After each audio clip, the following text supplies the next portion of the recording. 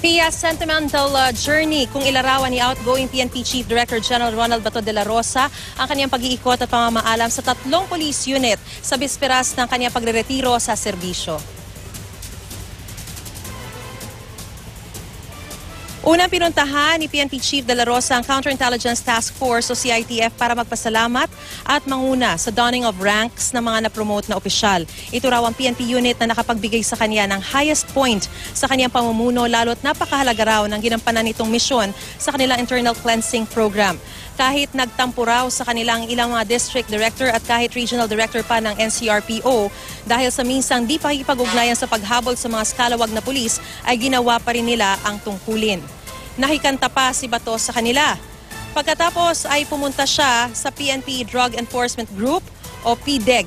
Low point daw noon ang pagdukot at pagpaslang sa Koreanong si Ji Ik-ju.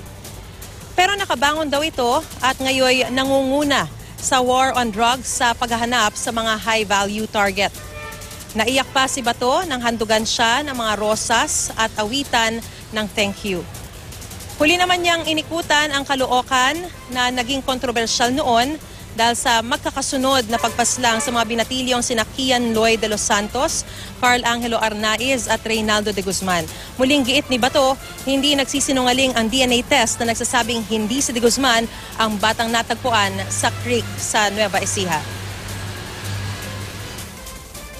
I just want to situate na before I finally bow out of the service, I have visited the 3 units that have given me the most highs and the most lows in my stint as Chief PNP.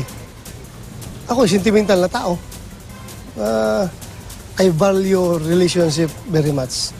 And my relationship to these people, to these policemen, beyond words. Dahil kahit na hindi ko nga sila nakausap, nagpapakamatay sila in the name of the service.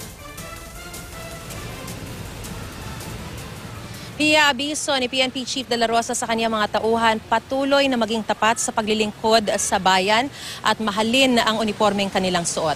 At live mula rito sa Caloocan City, ako si Mariz Umali, ang inyong saksi.